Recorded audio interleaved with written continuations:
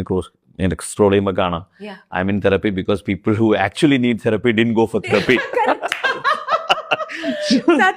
സത്യം absolutely. So, എൻ്റെ physical mental emotional ആവശ്യങ്ങൾക്ക് കുറച്ചും കൂടെ സ്പേസ് കൊടുക്കാനായിട്ട് പഠിച്ചുകൊണ്ടിരിക്കുക ഞാൻ, without feeling guilty. without feeling guilty. Yeah, that's the അതാണ് point. മെയിൻ സാധനം. ഗിൽട്ടാണ് നമ്മുടെ എല്ലാവരുടെയും പ്രശ്നം. അതെ.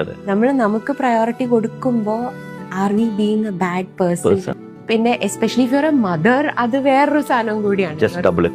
It's just doubles. വർക്കിംഗ് മദറും കൂടി ആവുമ്പോൾ നമ്മൾ ഈ ഇന്നർ വർക്ക് ചെയ്താൽ പലർക്കും പുച്ഛാണ്. ഇപ്പം തെറപ്പി, കൗൺസിലിംഗ്, കോച്ചിങ്ങിന് പോകണു എന്നൊക്കെ പറയുമ്പോൾ ഇതിന്റെയൊക്കെ എന്താ ആവശ്യമിരിക്കുന്നു, അതൊക്കെ സ്കാം ആണ്, അതിന്റെ ഒന്നും ആവശ്യമില്ല. പക്ഷേ നമ്മുടെ മുന്നത്തെ ജനറേഷൻ അതൊന്നും ചെയ്യാത്തതിന്റെ ബുദ്ധിമുട്ടാണ് നമ്മൾ ക്യാരി ചെയ്യുന്നത്. യുനോ, അപ്പം we have the responsibility, especially if you are A parent. നമ്മൾ നമ്മുടെ മെന്റൽ സ്പേസും ഇമോഷണൽ സ്പേസും ഓക്കെ ആക്കിയാലേ നമ്മുടെ കുട്ടികളും ഓക്കെ ആവുള്ളൂ. അല്ലെങ്കിൽ നമ്മളിത് അവരുടെ മേത്ത് ഇങ്ങനെ പ്രൊജക്ട് ചെയ്തുകൊണ്ടേയിരിക്കും. നമ്മളിങ്ങനെ ഇൻസ്റ്റാഗ്രാമിലൊക്കെ റാൻഡംലി ഇങ്ങനെ സ്ക്രോൾ ചെയ്യുമ്പോൾ കാണാം I'm in therapy because people who actually need therapy didn't go for therapy.